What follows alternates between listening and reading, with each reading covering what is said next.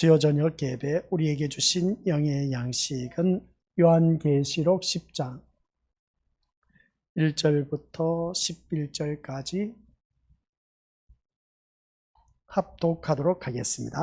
내가 또 보니 힘센 다른 천사가 구름을 입고 하늘에서 내려오는데 그 머리 위에 무지개가 있고 그 얼굴은 해 같고 그 발은 불기둥 같으며 그 손에는 펴 놓인 작은 두루마리를 들고 그 오른발은 바다를 밟고 왼발은 땅을 밟고 사자가 부르짖는 것 같이 큰 소리로 외치니 그가 외칠 때에 일곱 우레가 그 소리를 내어 말하더라.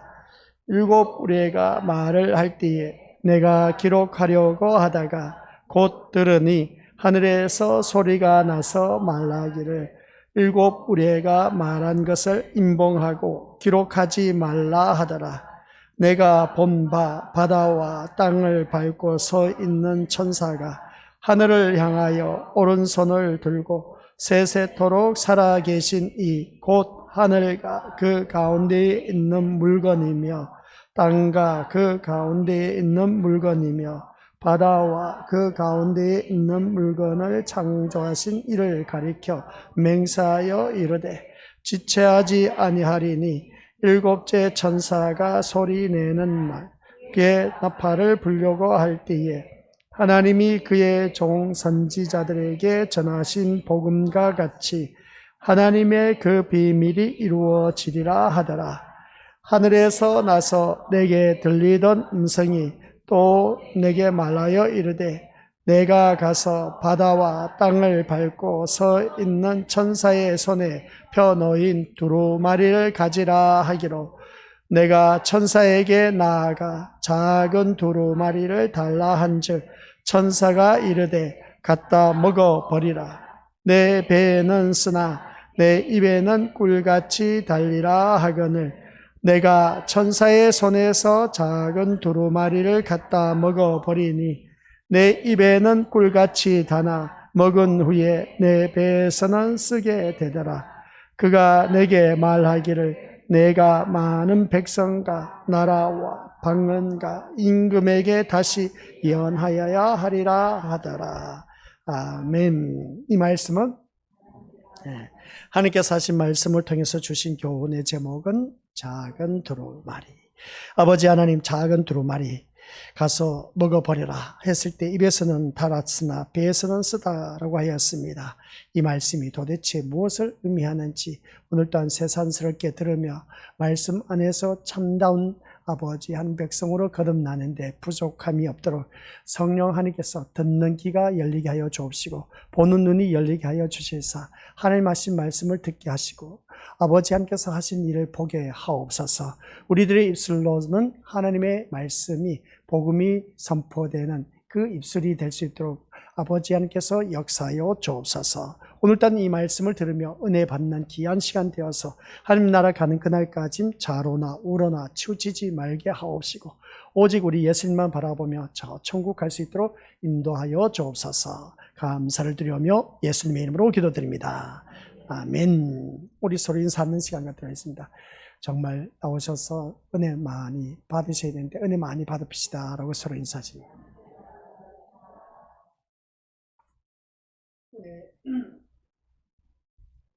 은혜를 많이 받으셔야 우리 미니오스들 성경 말씀에 보니까 지난 시간에도 말씀 전했지만은 하나님 앞에서의 자신의 존재 가치를 깨닫는 사람은 회개할 수밖에 없다라고 했습니다. 또 예배 시간에 은혜를 받은 사람은 어느 누구든지 회개할 수밖에 없는 인생이 될 수밖에 없다라고 했습니다. 그러나 회개하지 않는 인생은 은혜를 받지 못하였기 때문에 그렇다는 것인데 그 이유가 뭐냐라고 했을 때 세상 앞에서 자신의 존재 가치를 내세우다 보니까 회개할 것이 없다라고 했습니다. 오늘 이 자리에 앉아 계신 우리 믿음의 심령들은 잘난 것도 없고 못난 것도 없고 하늘 보시 가장 아름다운 모습으로 이 자리에 나오셨습니다. 그러니까 주님 앞에 나온 우리 믿음의 발걸음이 헛되지 않도록 이 시간 우리 믿음의 식구들 회개하는 역사가 일어나야 된다라는 것이었습니다. 제가 무엇을 듣다가 보니까 우리 몸이 왜 아플까라고 했을 때에 우리 몸이 아픈 이유가 늙어서 몸이 아픈 이유가 회개하지 않아서 그렇다. 그렇게 또 말한 것을 들었습니다. 그러고 보니까 그럴 수도 있다라는 생각이 들어지는데 왜 그러는가 싶었더니 우리가 죄를 범했기 때문에 회개하면 우리의 몸과 마음이 새롭게 거듭나고 새롭게 새 생명을 이루게 되기 때문에 항상 건강해질 수가 있다는 것인데 회개하지 않으니까 우리의 몸이 찌뿌둥하고 아프고 그렇다는 겁니다. 아무튼 우리 믿음의 식구들, 우리들의 몸 또한 깨끗하고 정상적이고 건강한 모습 속에서 신앙생활 잘하면 이것보다 더 큰 축복이 없다. 그래서 다시 한 번 더 깨닫습니다. 그래서 우리 믿음의 식구들 아프지 말고 진짜 우리 예수님 잘 믿는 건강한 신앙을 가질 수 있는 저와 우리 모든 건속들이 되시기를 주님의 이름으로 간절히 축원드립니다. 오늘 그래서 이 말씀을 들었을 때 지난 시간에도 이미 들었습니다.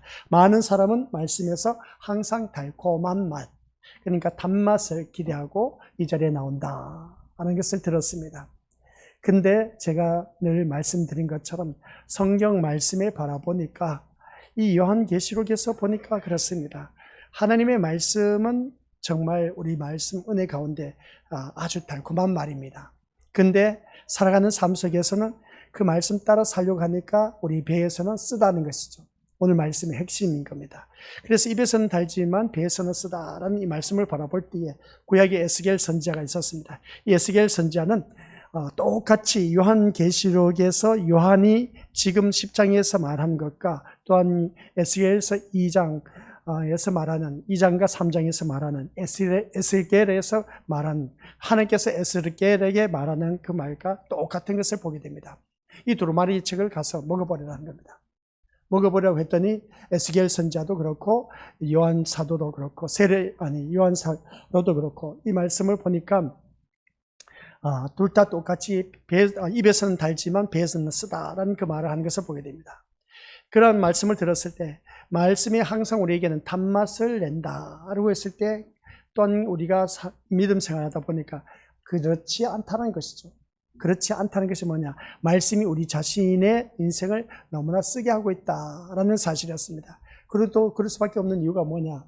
교회를 나가면은 내가 원하는 대로 다 이루어지고 내가 바라는 대로 그냥 그대로 일사천리로 모든 일들이 풀어지면 얼마나 좋을까. 근데 교회 나오면 나올수록 처음 초신자인 겁니다. 왜 하지 말라는 것이 그렇게 많은지 모르겠다고. 내가 하고 싶은 것은 다 하지 말래. 하기 싫은 건 또 하래. 그러다 보니까 어떻습니까? 우리가 많이 부닥치는 것을 보게 되는데 그게 바로 말씀인 겁니다. 그게 바로 말씀이 우리 자신의 인생을 쓰게 한다는 것이죠. 아니 내가 하고 싶은 거 하면 그게보다 더 단맛이 어디 있을까? 그런데 성경에서 말씀에서 하지 말라고 하니 이거 참 세상 살 맛 안 난다는 겁니다. 그래서 초신자들이 교회 다니기를 꺼려하는 것을 보게 되는데 다니다가 말아버리는 경우가 있는데 그래도 용케도 우리 믿음의 식구들 이 자리에까지 이런 모습 보니까 정말 잘하셨습니다.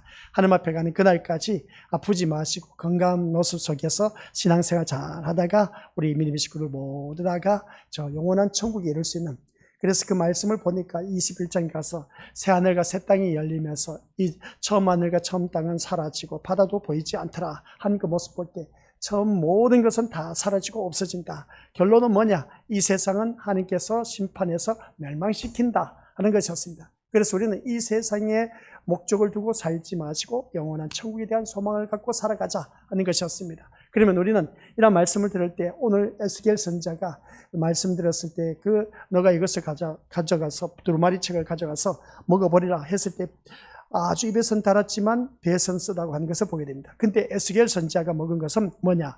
에스겔은 말씀을 먹음으로써 애곡과 애가와 재앙을 몸소 담당했다라는 사실이었습니다. 그 두루마리 책에 뭐가 있었느냐? 애곡, 애가, 재앙이 같이 있었다는 것이죠. 이 말씀 자체가 에스겔을 고난으로 인도했던 것을 바라볼 때에 그 이유는 뭐냐? 말씀에는 이스라엘에 대한 희망이 없었다는 것입니다. 그러다 보니까 이스라엘에 대한 희망이 있었으면 얼마나 좋았겠습니까? 그런데 구약의 선지자들이 이스라엘 백성들에게 늘 말씀을 외치고 또 외친 것이 뭐냐? 너희들 그렇게 살면 망한다는 것이었습니다. 말씀 불순종하고 자기 멋대로 살고 자기 소견대로 살고 하나님 없이 살면 넌 망한다는 것이었습니다. 이 선지자들이 말씀을 받고 이스라엘 백성들에게 날마다 외쳤는데도 불구하고 망한다 하니까 그 소리 누가 듣고 싶어 하겠습니까? 잘 된다, 잘 먹고 잘 살고 형통할 것이다, 우리에게는 아무런 일이 없을 것이다, 우리 그러니까 외부의 군사, 그러니까 이방 나라들이 우리를 쳐들어오지 못할 것이다, 쳐들어와도 우리 하나님께서 지켜줄 것이다. 이 거짓된 선지자들의 말이 더 귀를 기울이면서 달콤하게 여겨지는 것이지, 이 참된 선지자가 외친 말씀은 아니다, 우리가 잘못했기 때문에 이방 나라들이 우리를 쳐들어오고 전쟁이 일어날 수밖에 없고 피할 수밖에 없고 포로로 잡혀간다, 이렇게 선지자들이 말하니까 이 말을 들은 이스라엘 백성들은 어느 말을 더 귀담아 듣겠느냐 하는 겁니다. 우리 믿음의 식구들도 그러지 않습니까?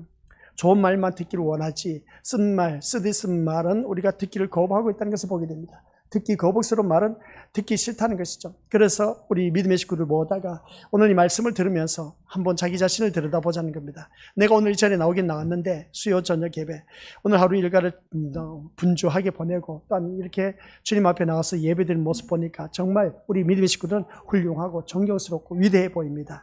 이 자리에 나온 우리 건수들은 진짜 대단하신 분들이다 라고 제가 또 바라볼 수밖에 없습니다. 그런 우리 믿음의 식구들에게 달콤한 말, 위로의 말, 소망이 넘치고 격려가 되는 말을 하면 참 좋은데, 아니다, 이 세상은 심판받아 멸망하니까 우리 껴있어서 준비해야 된다, 완전 이게 내가 이 세상에 몸을 담고 있는데 세상 재미도 조금 더 즐기고 더 누려봐야 되는데 이 세상 심판받아 멸망한다 하니 이런 소리 듣지 않고 내가 이 자리에 나왔을까 싶을 정도로 회의감을 느낄 때가 있다는 겁니다. 그러나 그럼에도 불구하고 우리 믿음의 식구들 어찌하겠습니까?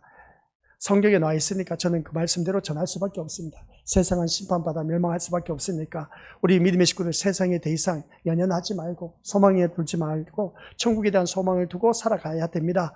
그러고 있을 때 이 말이 지금은 당장 나에겐 들려오지 않지만은 머지않아 그날이 다 이루어진다는 겁니다. 그래서 우리 믿음의 것들 이 말씀이 하나님께서 하신 말씀이라는 것을 믿어지시고 또 하나님께서 이 모든 것에 있어서 창세기부터 요한계시록 쭉 말씀을 살펴보니까 천국과 지옥에 대해서 말씀하고 있는 것도 믿어지시고 또 하나님께서 이 말씀대로 모든 일들을 이루신다는 것을 믿어지신다라고 아멘을 했습니다.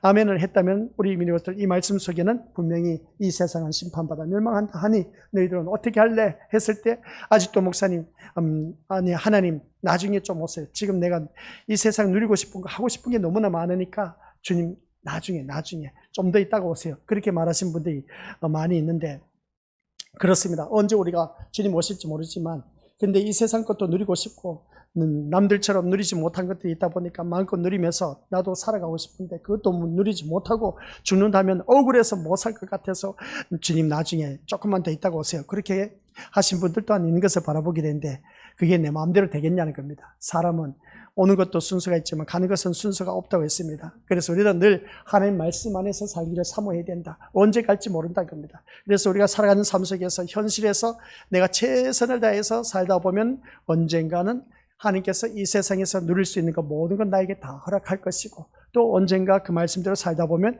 완벽한 저 천국에 갈 수가 있다는 것을 다시 한번 깨닫습니다. 그래서 오늘 이 자리에 앉아 계신 우리 믿음의 것을 기억하시길 바랍니다. 에스겔이 먹어버리는 그것은 곧 애곡과 애가와 책망 그리고 재앙밖에 없었던 그 책을 먹었습니다. 그러다 보니까 그 말씀은 뭐겠습니까? 에스겔의 선지자의 삶은 애곡과 애가와 재앙으로 살아갈 수밖에 없다 하는 그런 말씀입니다. 말씀 자체가 에스겔을 한마디로 변해서 고난으로 몰고 갔다는 겁니다. 오늘 이 자리에 앉아 계신 우리 믿음의 식구들 또한 역시 하나님께서 고난으로 몰아붙이고 있다는 겁니다.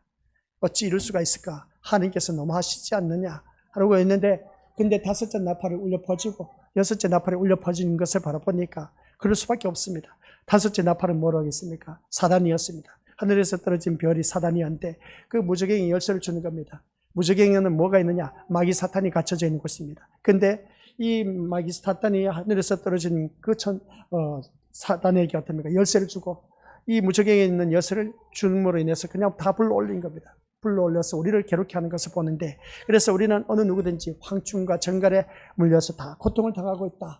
이걸 보니까 또 여섯째 나팔은 유보라 대강에 결박된 네 천사가 어떤 결박된 천사라고 하는 것은 나쁜 짓을 했고 악한 천사이기 때문에 하나님께서 결박을 했다는 겁니다. 근데 그 유브라 대강에 있는 결박된 네 천사를 풀어줘 버린 겁니다.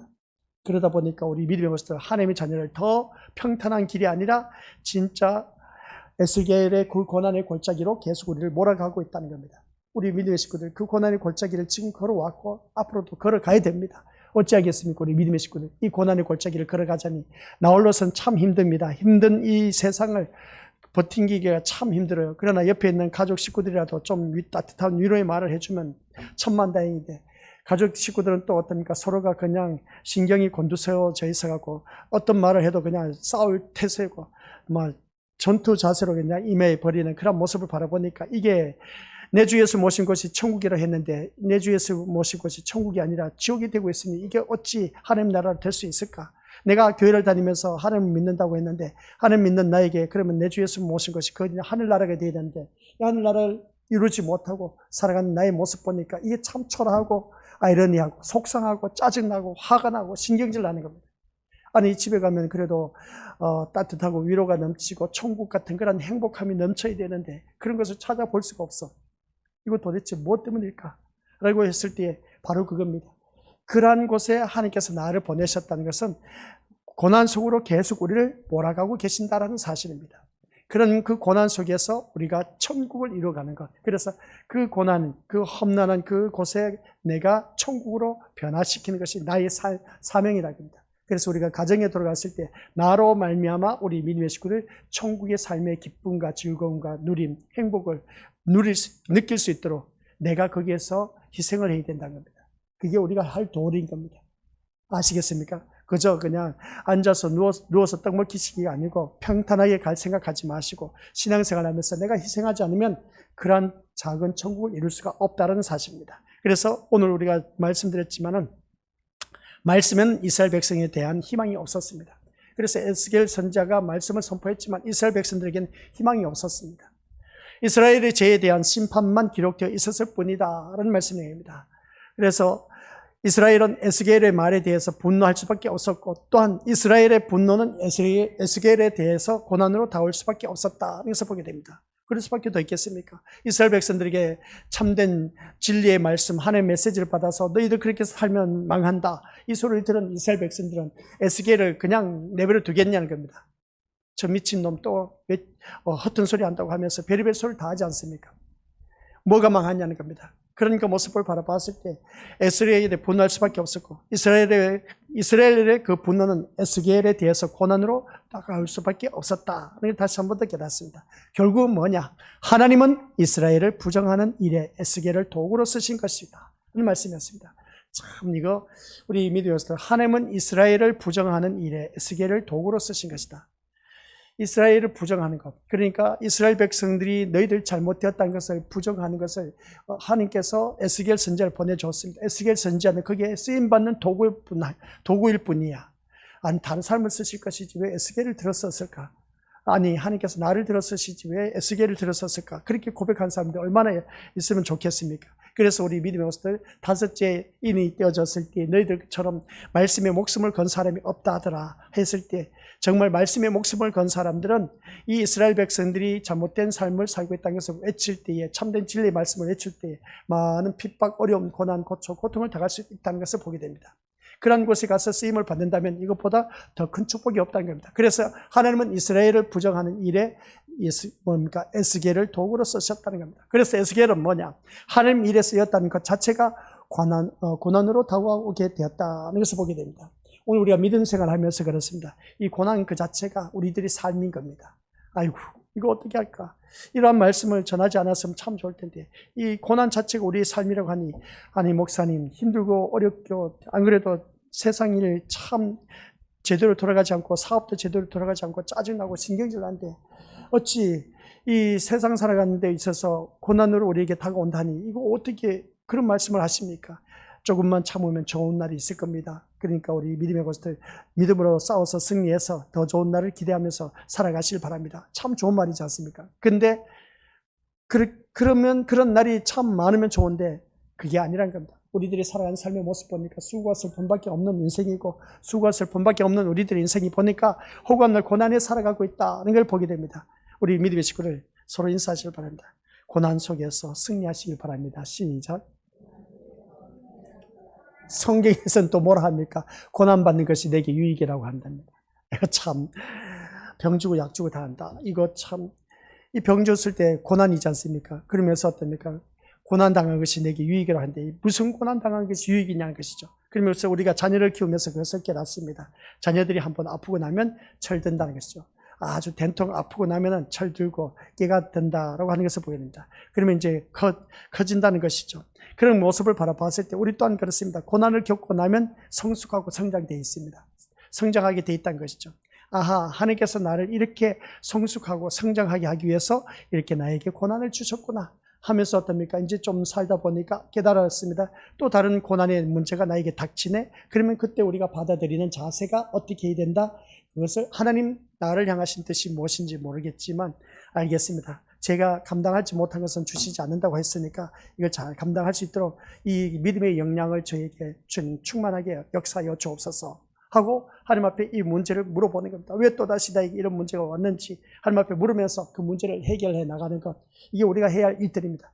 이것이 바로 선지자의 인생이었다면 우리 미리 봤을 때 이 인생은 오늘날 하나님 백성들에게도 그대로 오늘 우리에게 적용되고 있다는 사실입니다. 그러니까 고난으로 다가오는 우리 이 선지자들의 삶이 오늘 우리에게도 그대로 고난으로 다가오고 있다는 말씀입니다. 이 말씀을 듣다 보면 아 진짜 고난 이야기 그만했으면 좋겠다라고 생각하실지 모르지만 근데 요한계시록 끝날 때까지 이 고난이란 단어는 매 시간마다 선포될 수밖에 없을 것 같아요. 그러니까 우리 믿음의 식구들께서 이 소리를 듣는다 할지라도 짜증내지 마시고 아시겠습니까? 그렇다고 해서 듣지 않고 기등으로 듣지 마시고 눈여겨보면서 말씀을 마음판에 새기고 어떻게 해서든지 그 한 말씀이라도 더 듣기 위해서 힘쓰고 애쓰는 우리 믿음의 식구들 되시길 바랍니다. 그래야만이 내가 살아남을 수가 있고 저 영원한 천국에 갈 수가 있고 우리 가족 식구들 그래도 믿음 안에서 바로 세울 수가 있습니다. 아셨죠? 내가 바로 서야 우리 가족 식구들이 또 바로 선다는 겁니다. 내 하나가 믿음 생활 제대로 어떻습니까? 말씀 안에서 뿌리를 내리고 서 있으면은 가족 식구들도 흔들리지 않습니다. 그래서 우리 믿음의 식구들께서 말씀의 뿌리를 내려서 흔들리지 않는 신앙으로 멋지게 살아갈 때에 언젠가는 자리를 잡아간다는 겁니다. 그 자리를 잡아갈 때에 우리 하나님께서 귀한 은혜와 은총을 나눠주면서 이 세상에 해결하지 못했던 문제점들이 해결되어지고 내가 바라던 것 마음으로 생각만 해도 하나님께서 주의 환경을 통해서 합력해서 모든 것을 다 예배해 두시고 그것을 통해서 누리게 해주신 그 하나님 앞에 날마다 내 인생을 온팍 맡기자라는 것이었습니다. 그래서 이것은 혈통적 이스라엘의 하나님 백성이 아니라는 것을 우리가 구약에서는 너무나 이미 들어왔습니다. 그래서 이스라엘 백성들은 선민 이스라엘, 혈통적 이스라엘 백성, 그러한 백성들 하나님 백성이라 했지만은 그것은 하나님 백성이 아니다라는 것이었습니다. 그도 그럴 수밖에 없었던 이유가 뭐냐라고 했을 때 하나님 백성이면 하나님 말씀을 듣고 순종을 해야 되는데 하나님 말씀대로 순종하지 않다 보니까 하나님 백성이 아니라는 것이죠. 물론 이스라엘 백성들이 하나님이 선민 이스라엘 백성, 택함받은 백성이었습니다. 그 택함받은 백성이었지만은 한결같이 이스라엘 백성들은 하나님 말씀에 순종하지 않았다는 겁니다. 하나님의 택함받은 백성이라고 좋아했지만은 하나님의 말씀을 기등으로 듣고 자기 멋대로 살았다는 겁니다.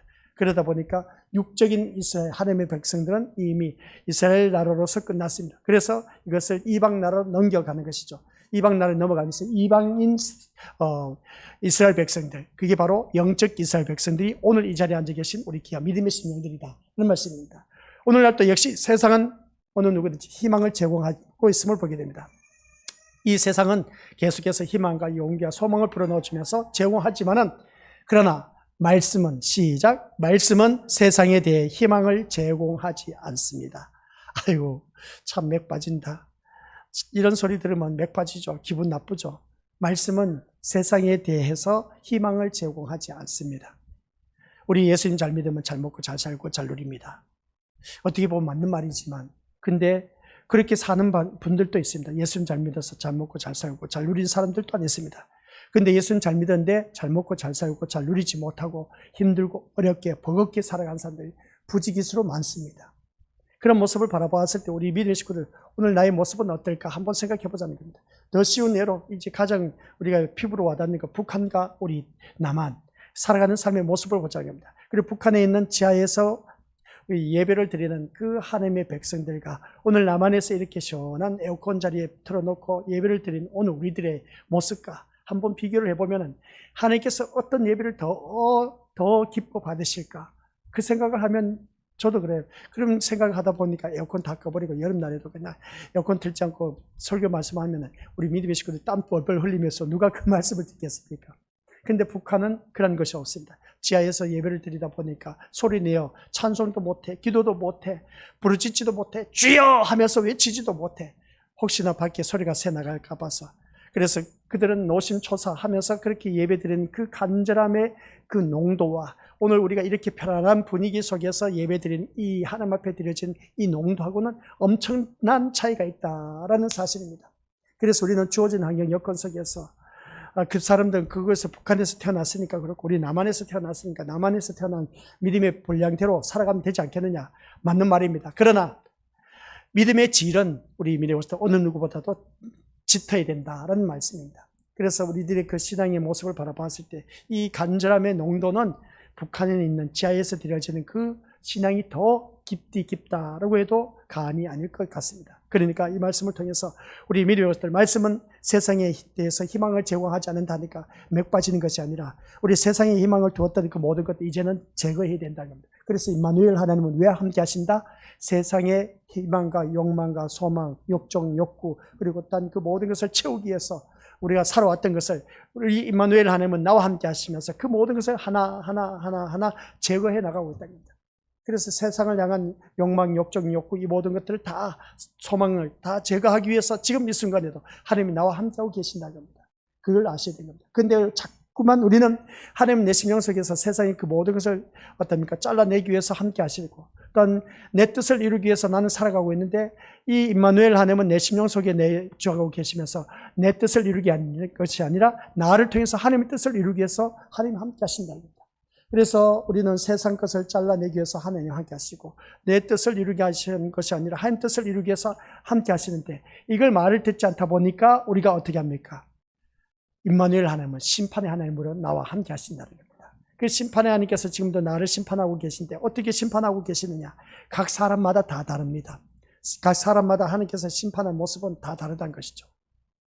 어떤 사람은 질병으로 인해서 고난 고초를 당하면서 심판받는 사람도 있고 어떤 사람은 사람을 통해서 고난 고초 고통을 받는 사람들도 있을 것이고 어떤 사람은 물질, 어떤 사람은 인간관계, 어떤 사람은 학생들은 공부, 또한 어떤 사람은 그 직장생활에서 윗사람과 아랫사람과의 그 관계 이런 것으로 인해서 하나님의 자녀는 끊임없이 계속해서 고난을 당하고 있다. 그래서 보게 됩니다. 그런 그 모습 볼 때 우리 믿음으로서 이게 바로 우리에게 주어진 심판이라는 것이죠. 이 심판을 우리가 지금 에스겔 때나 지금이나 세상에 대한 심판을 외치고 있다는 사실입니다. 그래서 에스겔은 이스라엘을 향해서 외쳤지만 지금은 이스라엘처럼 하나님의 약속 밖에 있는 모든 자에게 외쳐야 할 말이 바로 심판이다 하는 것이었습니다. 오늘날 우리 그렇게 살면 안 됩니다 라고 이제 세상에 나가서 심판받을 것이다. 이 세상 곧 심판받아 멸망하니까 꼭 예수를 믿고 천국 가시기 바랍니다. 이렇게 외칠 수가 있어야 되는데 외치지 못한 오늘 우리들, 이것이 바로 우리를 참 곤란하게 하고 있다. 이걸 보게 됩니다. 그래서 우리에게 있어서 곤란한 것은 사람들이 긍정하지 않는 말을 한 것입니다. 그래서 이 세상이 심판받아 멸망하니까 정신 챙겨서 우리 예수 믿고 천국 갑시다. 이 말을 누가 믿겠느냐는 겁니다. 아니 이렇게 먹고 살기 좋은 이 세상을 누가 심판한다고? 너희들이 믿는 하나님이 이 세상을 심판한다고 웃기는 소리 하지 마 하면서 우리를 비꼬듯이 오히려 더 업신여기고 기독교인들을 탄압할 겁니다. 이게 바로 곤란한 것들이 이 세상 사람들은 어떻습니까? 우리의 이 말씀, 세상을 심판받아 멸망한다는 것은 그들이 믿지 못했다는 겁니다. 긍정하지 못한다는 것이죠. 마치 구약의 이스라엘 백성들이 너희들 그렇게 살면 망한다고 선지자들이 외쳤던 말과 오늘 단 이 세상에서 우리 세상이 심판받아 멸망한다고 우리가 외치면 모든 사람들이 구약의 이스라엘 백성들처럼 다 우리를 미워할 것이고 또 멸시천대하고 핍박하고 공경에 처하게 하는 것을 우리가 너무나 불을 본 듯 뻔한 겁니다. 이처럼 세상의 상식과 어긋나고 세상이 원하는 것과 전혀 다른 말을 한다는 것은 나 자신이 세상으로부터 부정당하는 결과를 가져올 수밖에 없다는 것이었습니다. 그러니까 세상의 상식과 어긋나고 세상이 원하는 것과 전혀 다른 그런 말을 하다 보면 세상으로부터 우리는 버림을 받을 수밖에 없다. 그래서 우리가 성경에 나와 있지 않습니까? 세상이 나를 미워할 것이다. 그렇게 우리 주님께서 하신 말씀이 있지 않습니까? 너희를 미워한 것이 아니라 나를 미워할 것이다 하는 그 말씀 우리가 들어서 알고 계실 겁니다. 그런 모습을 바라봤을 때 바로 그겁니다. 세상의 상식과 어긋난 그런 세상이 원하는 그 전혀 다른 말을 하다 보니까 우리는 세상으로부터 부정당한 그 결과를 가져와서 왕따 당할 수가 있고 외면당할 수가 있음을 보게 됩니다. 그렇기 때문에 많은 사람들은 심판이라는 말을 감추려고 하고 있다는 것을 보게 됩니다. 심판 말이라면 감출 수가 없습니다. 내가 사는 삶 자체가 이미 심판을 받고 있다는 것입니다. 그래서 주위 사람과 인맥관계, 그리고 어떤 이런저런 환경을 통해서 뭐 좋지 못한 그런 일들 모든 것이 다 하나님의 심판에 속해 있습니다. 그래서 심판을 받고 있다는 그 자체가 우리 믿음의 식구들 천만다행입니다. 나중에는 우리가 그리스도 앞에 백보자 심판이 있습니다. 계시록 말씀 이제 곧 있으면 나올 텐데 그 백보자 심판대 앞에서는 거기에 가서 모든 것이 하늘나라에 가서 망해서는 이건 큰일 난다는 겁니다. 그래서 이 세상에서 망한 것은 그래도 다시 일어설 수가 있지만 하나님 나라에 갔을 때는 어떻습니까? 예수 때 그 백보자 심판대 앞에서 우리가 쫓김을 당하면은 그것으로 그 인생은 진짜 그것보다 더 억울한 일이 없습니다. 그러니까 우리 믿음의 식구들 신앙생활을 하면서 이 백보자 심판대 앞에 누구나 다 설 수밖에 없는데 내 모든 것이 백일하에 다 드러난다는 겁니다. 백보자입니다. 그러다 보니까 깨끗하게 흰백자죠. 그 보좌 앞에 내 모든 것이 다 드러난다는 겁니다. 그래서 그 모든 것이 드러나다 보니까 그것으로 인해서 이제 우리가 심판받아서 지옥에 떨어지면 어떻게 되겠냐는 겁니다. 그래서 주여 주여 주여 하는 자마다 다 천국에 못 들어간다. 아버지 뜻대로 산 자만이 하나님 나라에 들어갈 수가 있다라고 했습니다. 그래서 많은 사람들은 심판이란 말을 감추려고 하는 그 모습 볼 때 오늘 또한 그렇습니다. 예배 시간에 이 심판이란 말을 하지 않으면 참 좋을 텐데 즉 배에 이것을 어떻습니까? 심판이란 단어를 삼키려고 하지 않는다는 겁니다. 이 삼키면 내가 심판을 받아서 살 수밖에 없다고 했죠. 그래서 에스겔 선지자가 그 두루마리에 말려져 있던 내용이 뭐냐? 애곡과 재앙과 그다음 뭐겠습니까?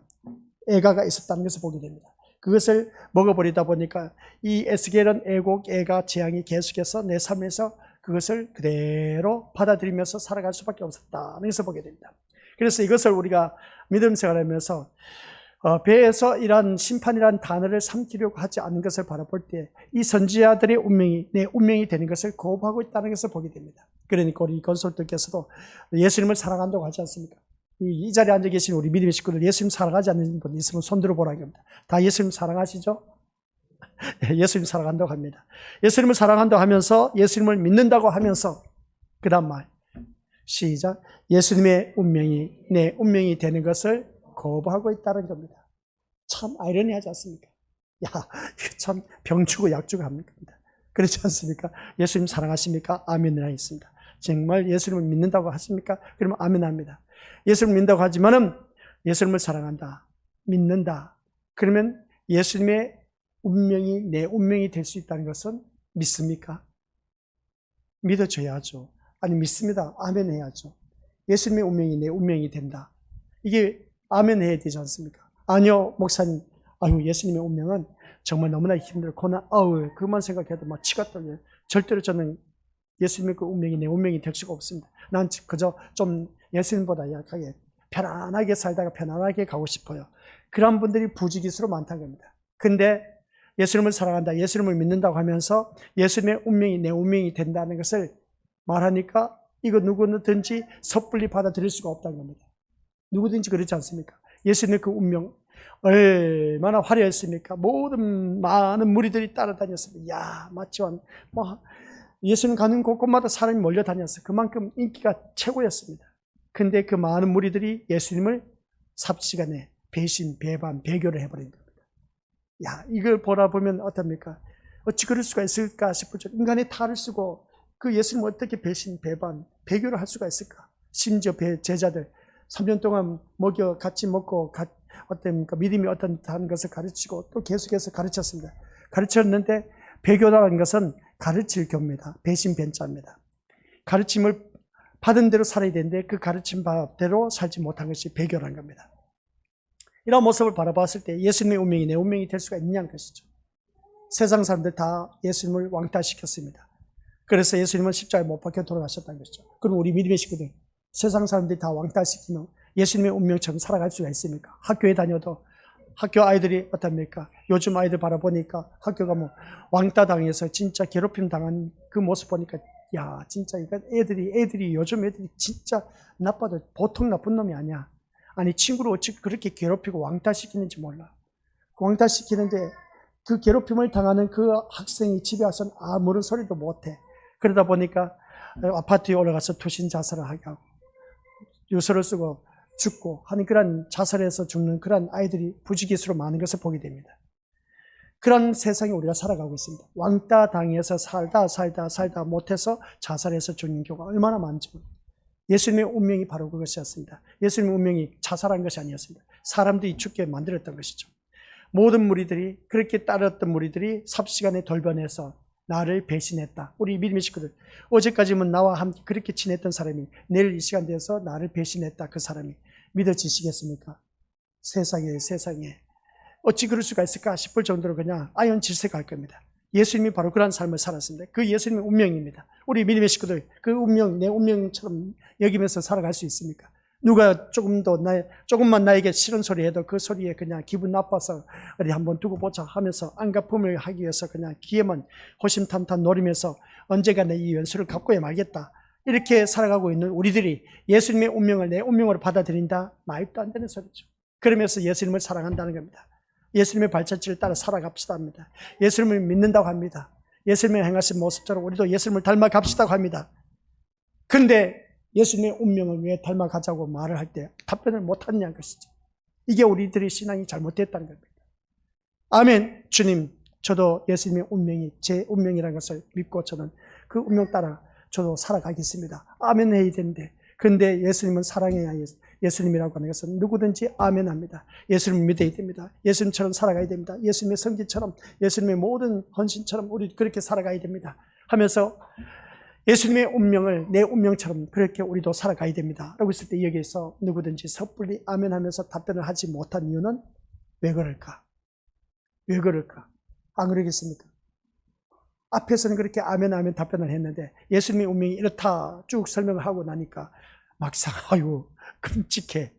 같은 여사원들끼리 어제까지 하하호했는데 내일 출근해서 보니까 나를 왕따시키고 있네. 그곳에서 우리 믿음의 식구들 살아갈 수 있겠습니까? 얼마나 힘듭니까? 또 더군다나 예수쟁이라고 교회 다니는 사람이라고 더 핍박이 심해집니다. 우리 믿음의 식구들 그런 곳에서 왕따 당하면서 예수님은 완전 철저하게 배신, 배교, 배반 당했는데 왕따 당했는데 심지어 가르쳤던 제자들 12제자마저도 그 12제자 가운데서도 예수님을 동거를 하면서 팔아넘기는 아주 못돼먹은 그런 가룟 유다도 있음을 보게 됩니다. 우리 주변에도 가룟 유다와 같은 그런 인간들도 있습니다. 그런 운명, 예수님의 운명을 내 운명으로 받아들일 수가 있겠습니까? 우리 믿음의 식구들. 그래 우리 다 거짓불량으로 아멘 하면서 고백하고 있다는 겁니다. 우리 그렇게 살지 말자는 것이죠. 요한계시록이 바로 그겁니다. 그래서 말씀을 읽기는 하지만 말씀을 읽을 때는 아멘 하면서 말씀이 입에서는 달지만 말씀에서 주어지는 그 짐은 담당하지 않으려고 하는 것을 보게 됩니다. 이게 바로 배에서 쓰다는 것이죠. 말씀 맞아 아멘 이렇게 살아야지.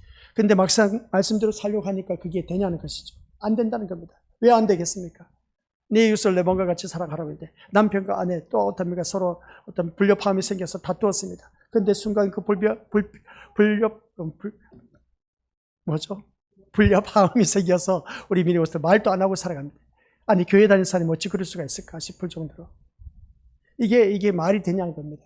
교회 나왔을 때는 사랑이라는 단어를 사용하면서 서로 안녕하세요 하면서 웃으면서 인사를 하는데 왜 집으로 가서는 웃으면서 인사 못 해주냐는 겁니다. 이걸 보면 우리들의 인생이 참 이율배반적인 그런 신앙생활을 하고 있다 해도 과언이 아닌 것을 보여줍니다. 예배 시간에는 아멘 하면서도 실제 삶 속에서는 그렇게 살아가지 못한 게 이게 바로 그겁니다. 입에서는 달지만 배에서 쓰다는 겁니다. 이게 바로 이율배반적인 우리들의 신앙생활 잘못됐지 않느냐는 겁니다. 교회 안에서 아멘 하면서 사랑합시다 했으면 모든 이들 다 사랑하고 보듬어 줄 수가 있는 그런 우리가 되어야 되는데 근데 아직도 우리는 그게 아직도 제대로 정리가 안 되지 않습니까? 그렇게 살아서는 안 됩니다.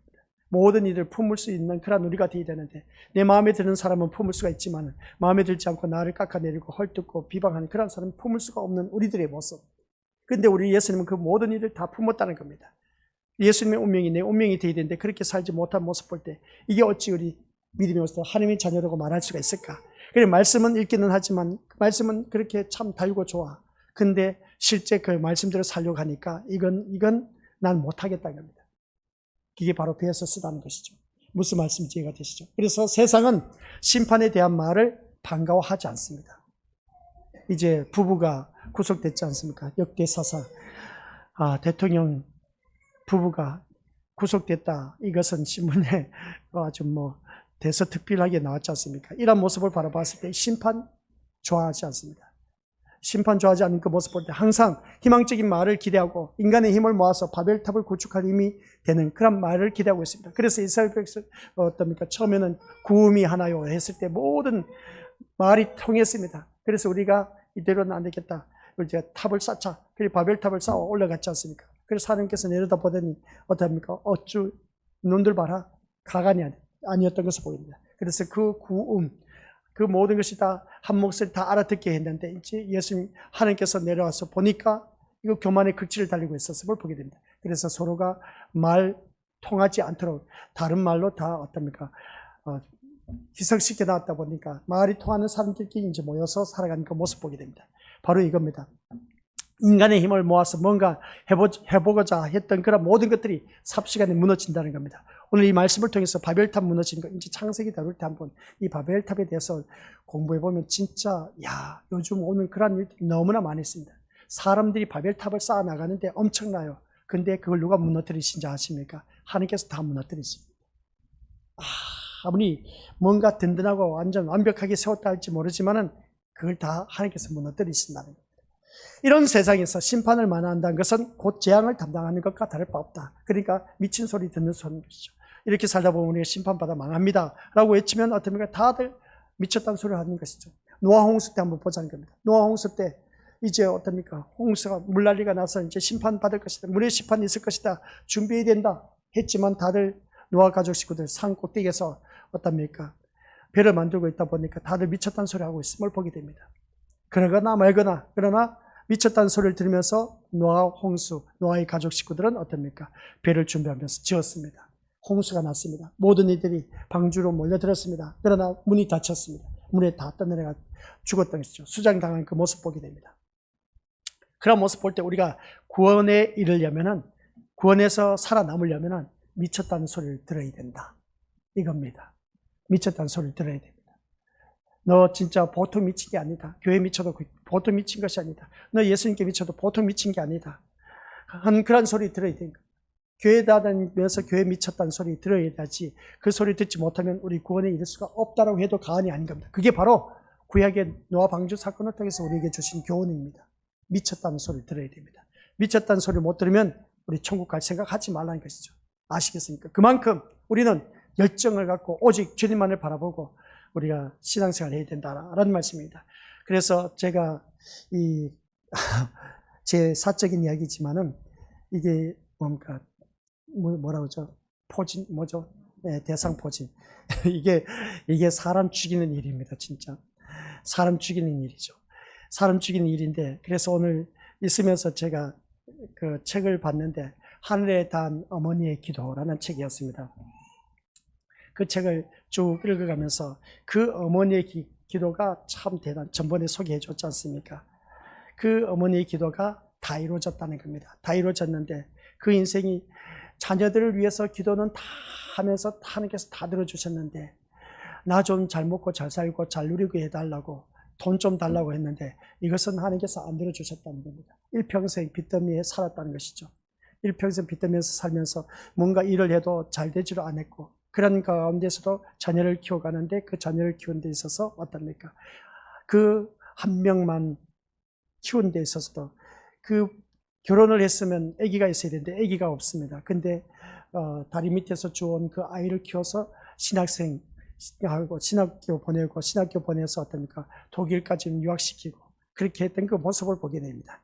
그런 모습을 바라봤을 때에 그 참 일기를 쓴 겁니다. 일기를 38권을 썼는데 이 38권을 쓰면서 그 일기 가운데 한결같이 그분의 일기 내용이 하나님 앞에 감사 내용밖에 없었다는 것. 힘들고 어렵지만 이것을 견딜 수 있는 믿음으로 하나님 도와주옵소서. 오늘따라 이런 일로 인해서 하루를 보낼 수 있어서 감사합니다 하고 그렇게 보낸 것을 보게 됩니다. 그는 또 다리가 불구잡니다. 이 교통사고로 나서 그런 그 모습 볼 때 또 마지막에 이제 두 분이 어떻습니까? 이제 요양병원에 가게 되는데 요양병원에 가게 된 그 모습을 바라보니까 치매증이 걸린 겁니다. 참 아이러니하지 않습니까?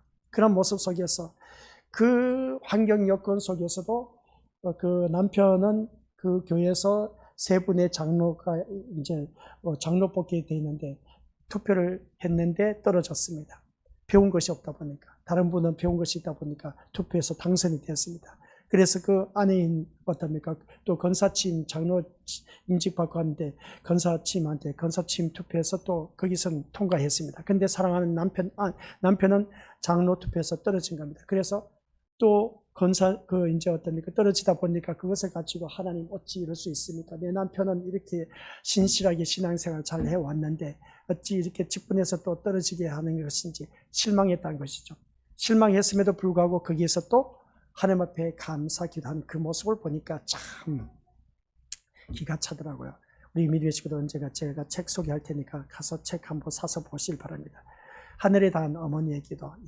참 그 기도가 구구절절 자녀를 위해서 기도한 것이 다 이루어졌는데 우리들의 자신의 삶에 대해서는 하나님께서 응답을 하지 않으셨다. 그래서 11조를 하고 싶고 감사하고 차량 헌금도 하고 싶은데 그걸 하지 못했다. 다리를 다쳤는데 새벽 예배 차량 운행이 와야 되는데 차량 운행하지 못하고 어떻습니까? 차량 운행이 못 왔을 때는 남편과 손을 잡고 교회 나가는 그 발걸음. 참. 그 신앙의 발걸음을 걸으면서 신앙을 지키다가 요양병원에서 이제 운명하신 그 모습을 볼 때에 우리 믿음의 것들 여기서 제가 말씀드리고자 하는 것이 바로 그겁니다. 이런 세상에서 심판을 만나는 것이 곧 재앙을 담당하는 것과 다를 바 없다고 했는데 이 말씀 9장에서 나온 황충, 이 황충 속에서 우리가 살아가고 있다. 황충이 올라와서 정갈 같은 황충이 올라와서 우리를 다 물어버렸습니다. 그래서 사람마다 고난, 고초, 고통이 임하게 된 것이죠. 고난, 고초, 고통이 임하다 보니까 아니 예수님 그렇게 잘 믿는 신실한 그 부부에게 돈 좀 잘 주고 농사도 잘 짓고 밤낮 주야로 날마다 나가서 어떻습니까? 아무것도 가진 것이 없다 보니까 날마다 이웃집에 가서 일을 도와주면서 어떻습니까? 농사 짓고 염전에 가서 염전에 일을 하고 꼭두 새벽에 또 어떻습니까? 이웃집에 가서 일을 하다가 곧바로 또 염전에 가서 일을 하고 막 별의별 일을 다 했습니다. 그냥 별의별 일을 다 했는데 근데 하나님께서는 돈을 주시지 않습니다. 돈을 주시지 않고 힘들고 어렵게 벌게 사랑합니다. 그러면서도 그 환경 여건 속에서도 원망불평보다는 하나님을 향한 간절한 기도, 그 구구절절 써놓은 것을 바라보니까 기가 찰 일이었습니다. 그래서 우리가 살아가는 삶 속에서 황충에 물려서 살아가는 우리 고통 속에 사는 그 모습 보니까 진짜 우리 신앙은 별것 아니구나. 진짜 이거는 누워서 떡 먹기다 라는 것을 다시 한 번 더 깨닫게 됩니다. 그분의 일기를 보니까 진짜 삶이 녹록지 않았습니다. 산단 자체가 고난, 고초, 고통의 연속이었습니다. 편한 날이 없었다는 것이죠. 그런 그 모습을 바라봤을 때 그럼에도 불구하고 믿음을 잃지 않고 그 다리 밑에서 주온 아들을 공부를 시켜서 신학 박사 만들고 한 그 모습을 보면 참 대단하다. 그래서 다시 한 번 더 깨닫게 된 것이죠. 우리 같았으면 그렇게 할 수가 있을까? 우리 교회 식구들이 그렇게 할 수 있을까? 하는 그런 생각을 가져봅니다. 그런 책이 영화로 나오면 참 좋을 것 같아요. 그래서 이런 황충 속에 물려서 살아가고 있는 우리들이 있었습니다. 그래서 말씀을 전해야 할 상황에서 서 있다는 것은 황충에게 고통을 받을 수밖에 없는 운명이다 하는 것이었습니다. 말씀을 전해야 할 상황에 서 있는 나는 어떻게 될까? 황충에 물려서 어떻습니까? 고난, 고초, 고통 당할 수밖에 없다는 겁니다. 오늘 이 자리에 앉아 계신 우리 미니어 것들 정말 그렇습니다. 선지자들은 그렇습니다. 이 선지자들은 왜 그토록 자신들에게 재앙으로 다가올 수밖에 없는 말씀을 주저없이 전했을까? 구약의 선지자들, 신약의 사도들, 그리고 선교사들 바라봤을 때 그 말씀을 왜 나에게 고통으로 다가올 것을 버젓이 알면서도 왜 이 말씀을 전했을까? 안전하면 고난, 고초, 고통을 당하지 않을 것인데 근데 왜 전했을까? 이 말씀을 전하면 심판받아 멸망한다. 전하면 백발백중 고난, 고초, 고통을 당하고 괴로움을 당하고 핍박을 받을 것은 뻔한데도 불구하고 왜 외쳤을까? 미쳤지. 이겁니다. 미쳤기 때문에 그렇습니다. 미쳤기 때문에. 노아 방주 사건에도 노아가 방주를 지을 때 미쳤다는 소리를 들었기 때문에 구원에 이르렀지 않습니까? 이 역시 선지자들과 신약의 사도들과 선교사들 바라보니까 미쳤다는 그 소리를 듣기 때문에 어떻습니까? 그들은 천국에 갔다는 것이죠. 이 저주스러운 말을 들으면서도 어떻습니까? 핍박받으면서도 어떻습니까? 그들은 주저없이 말씀을 전했다는 것을 보게 됩니다. 그들은 그 다음 보여주시기 바랍니다. 구원이 어떤 것인가를 알았기에 구원이 어떤 것인가를 알았기에 이스라엘의 죄에 대해서 서슴지 않고 외쳤다는 겁니다. 선지자들은. 오늘 또한 그렇습니다. 우리 믿음의 식구들, 저 또한 오늘 이 자리에 나오는 우리 믿음의 식구들에게 또한 위로의 말과 또한 따뜻한 말, 달콤한 말로 전할 수가 있을 겁니다. 근데 그런 말을 전할 수가 없는 이유가 이 세상이 심판을 받아 멸망할 수밖에 없다고 외쳐야만 하는 이유가 뭐냐? 라고 했을 때 우리 믿음의 식구들 바로 그겁니다. 이 구원이란 인간의 힘으로 주어지는 것이 아니기 때문에 그렇습니다. 그러니까 우리 믿음의 식구들께서는 내가 구원받은 하나님 백성이라면 한결같이 오직 누구만 바라보자고요? 예수님만 바라보시길 바랍니다. 그래서 오늘 저 또한 우리 믿음의 식구들에게 참 하루를 보내면서 수요 저녁 예배에 나와서 남녀노소 이 아이들과 함께 데리고 나와서 부모님과 함께 예배드린 이 아이들 보면 참 대단해. 참 존경스러워. 근데 일자리에 나와서 참 따뜻한 말, 위로의 말, 달콤한 말 전해줘서 뭔가 기분 좋게 돌아갈 수 있게 해줬으면 얼마나 좋을까. 근데 우리들의 삶은 정말 이 세상은 심판받아 멸망할 수밖에 없으니까 우리는 고통 속에 살아갈 수밖에 없다. 고통으로 우리를 몰아간다. 이런 소리를 들으니까 얼마나 맥이 빠지는지 몰라. 근데 이 말씀을 전할 수밖에 없다는 겁니다. 그 고통 속에서 우리는 살아남아야 된다는 겁니다. 그 고통 속에서 살아남아야만이 우리가 영원한 천국에 이를 수가 있다는 사실입니다. 그러니까 우리 믿음의 식구들 기억하시길 바랍니다. 이 모든 모습 속에서 정말 하나님 은혜 가운데 살아가는 우리 믿음의 식구들이 이러한 그 믿음이 있어야 되는데 오직 예수님만 바라보면서 살아가는 그런 믿음이 있어야 되는데 그 믿음이 없으면은 우리 믿음의 식구들 정말 하나님 나라에 갈 수가 없다는 것을 다시 한 번 더 절실하게 느껴진다는 것이죠. 그래서 구원이란 인간의 힘으로는 주어지지 않습니다. 오직 뭐라고 했습니까? 하나님의 사랑과 은총으로 주어지는 것이기 때문에 그렇습니다. 그래서 하나님의 사랑, 은총으로 주어지는 것이기 때문에 구원은 그래서 이것을 알았기 때문에 자기에게 다가올 재앙이 두렵지가 않았다는 겁니다. 오늘 이 자리에 앉아 계신 우리 믿음의 식구들, 하나님의 사랑과 은총으로 나는 구원받았습니다. 그렇기 때문에 이것을 알고 있다면 우리 믿음의 식구들 어떠한 어려움과 고난, 고통이 다가온다 할지라도 절대로 두려워하지 마시길 바랍니다. 하나님께서 책임져 주십니다. 그러면 우리는 천국 가게 돼 있다는 것이죠. 그래서 오늘 이것들 다시 한 번 더 기억하시기 바랍니다. 구원은 하나님의 사랑과 은총으로 주어지는 것이기 때문에 이것을 알았다면 나에게 고난, 고통이 있다 할지라도 두려워하지 말고 원망 불평하지 말고 그대로 받아들이시기 바랍니다. 이게 바로 9장 12절 요한계시록 화가 지나갔으나 아직 둘째 화가 두 화가 더 있다. 화가 둘이 더 있다고 했습니다. 계속되는 화를 바라볼 때. 그래서 그 계속되는 화를 우리가 말씀드려서 알고 있습니다. 복과 화는 나에게 주어진다. 앞으로 살면서. 그게 복이든지 화든 우리는 그것을 고스란히 받아들일 수 있는 믿음의 역량을 키워나가야 된다. 그러기 위해서는 내가 말씀의 사람으로 거듭나야 된다. 꼭 기억하시고 나에게 다가올 이 재앙, 어려움, 우리 것들 절대로 두려워하지 마시기 바랍니다. 나는 이미 구원받은 하나님 백성이기 때문에 하나님의 사랑과 은총으로 나는 구원받은 하나님 백성이기 때문에 이렇게 사나 저렇게 사나 어차피 한평생 살다가 나는 하나님의 은혜로 구원을 받아서 천국 가기 때문에 그것에 만족하면서 그래서 구약의 선지자들은 스스럼 없이 말씀을 전파하다가 핍박을 받고 죽임을 당했습니다. 선교사들 그리고 사도들 말씀을 전파하다가 순교를 다 당했습니다. 이러한 것을 보면서 우리 믿음의 식구들 또한 그렇습니다. 내가 좀 더 사는 삶 속에서 힘들고 어렵고 버겁다 할지라도 나를 구원하신 그 예수님만 바라보면서 신앙생활할 때 이 고난, 고통, 괴로움, 시련, 환난은 절대로 두려움의 대상이 될 수가 없다라는 사실 꼭 기억하면서 오늘 또한 나에게 주어진 우리 귀한 믿음의 심령들 우리 주님과 함께하는 삶이 되어서 그 어디나 하늘나라의 복된 삶을 누리시기를 주님의 이름으로 간절히 축원드립니다. 아버지 하나님 은혜 감사드립니다. 정말 귀하지 않습니까?